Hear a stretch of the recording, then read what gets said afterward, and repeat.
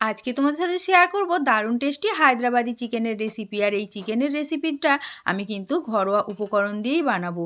তো চলো খুব সহজেই আজকে তোমাদের সাথে শেয়ার করি কিভাবে আমি হায়দ্রাবাদি চিকেনটা বাড়িতে বানাই। আর তার জন্য এখানে আমি নিয়ে নিয়েছি কিন্তু 1 কেজি বোনলেস চিকেনটাকে আমি খুব ভালো করে ধুয়ে নিয়েছি। আর তারপরে কিন্তু এর মধ্যে দিয়ে দিলাম আদা রসুনের পেস্ট পরিমাণ মতো, আর তার সাথে 1.5 চামচি লবণ দিয়ে দিলাম। আর এখানে কিন্তু হলুদটা আমি 1 চামচি দিলাম। 1 চামচি দিলেই কিন্তু হলুদটা 1 কেজি চিকেনের জন্য যথেষ্ট। আর নুনটা কিন্তু পরিমাণ মতো তোমরা অবশ্যই দিও। তো এখানে আমি দেখো দিয়ে দিলাম কিন্তু 50 গ্রাম মতো টক দই, আর তার সাথে আমি এখানে এমনি যে লঙ্কার গুঁড়ো সেটাই কিন্তু দিলাম 1 চামচি, কারণ আমি কিন্তু কাশ্মীরি লঙ্কার গুঁড়োটা খাই না খুব একটা। তারপরে এখানে কিন্তু দিয়ে দিলাম 2টো কাঁচা লঙ্কা, আর 2টো কাঁচা লঙ্কা আমি এখানে ভেঙে দিলাম। তার সাথে এখানে খানিকটা সর্ষের তেল দিয়ে দিলাম। তো সর্ষের তেলটা আমি এখানে দিলাম, তোমরা চাইলে এখানে সাদা তেল দিতে পারো। আর রান্নাটা কিন্তু আমি সম্পূর্ণ সর্ষের তেলেই করব।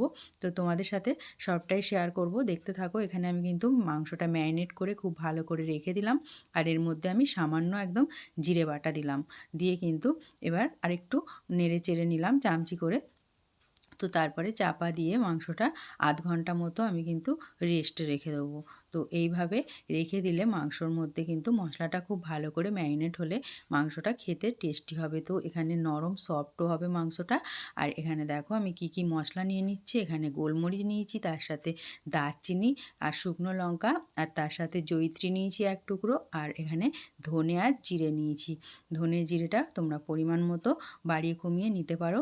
আমি কিন্তু এখানে যে মশলাটা দিচ্ছি এটাই আমার মাংসর জন্য যথেষ্ট 1 কেজি মাংসয়। তো তারপরে আদা রসুনের পেস্টটাও কিন্তু তোমরা কম বেশি একটু করে নিতে পারো, যেমন গ্রেভি রাখতে চাও। তো এখানে আমি দেখো একটু শুকনো খোলায় ভেজে নিলাম মশলাটা, ভেজে আর তারপরে একটা প্লেটের মধ্যে ঢেলে নিচ্ছি। আর আমি অবশ্যই এখানে কিন্তু ঠান্ডা করেই মিক্সিতে গুঁড়োবো। তারপরে এখানে সর্ষের তেলের মধ্যে আমি দিয়ে দিলাম পেঁয়াজটা দিয়ে আর একটু ভালো করে ভেজে নেব। একটু মানে লালচে লালচে হয়ে এলে কালারটা, তখনই কিন্তু এর মধ্যে আমি দিয়ে দেবো টমেটো কুচি। এখানে আমি বড় সাইজের একটা টমেটোমের অর্ধেকটা দিয়েছি। আর দিয়ে দিলাম এখানে 6টা কাজু বাদামটা দিয়ে এর সাথে সব একসঙ্গে কিন্তু ভালো করে একটু ভেজে নেব।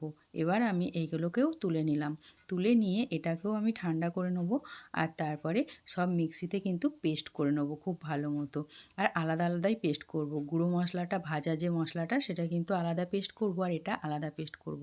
তারপরে এখানে কড়াইতে বেশি করে সর্ষের তেল দিয়ে দিলাম।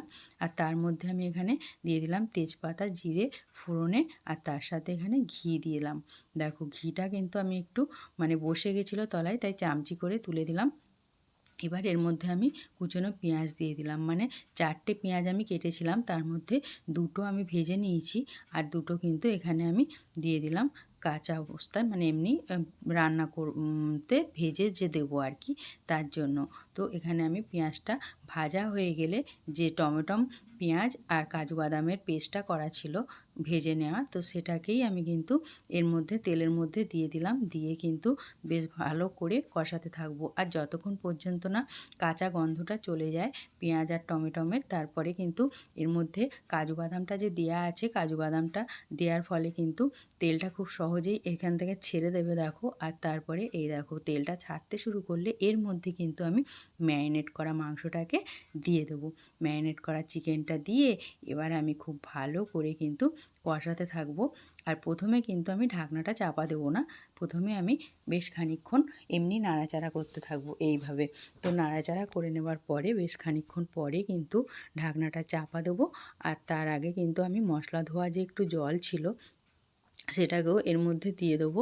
তো এখানে এই যে দেখো সামান্য ডিশটা ধুয়ে আমি জলটা দিলাম। আর আমি কিন্তু এখানে এক্সট্রা কোনো জল ব্যবহার করব না, যে মশলা ধোয়া জলটা থাকবে সেইগুলো দিয়েই কিন্তু মাংসটা রান্না হয়ে যাবে।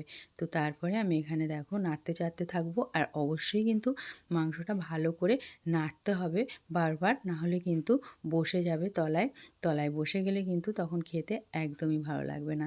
তারপরে আমি কিন্তু এবার ঢাকনা চাপা দিয়ে মাংসটাকে আবারও বেশ খানিকক্ষণ কষিয়ে নেব। আর ঢাকনাটা কিন্তু একভাবে দিয়ে রাখা যাবে না, বারবার একটু মাঝে মাঝে কিন্তু ঢাকনাটা খুলে আর নাড়াচাড়া করে দিতে হবে।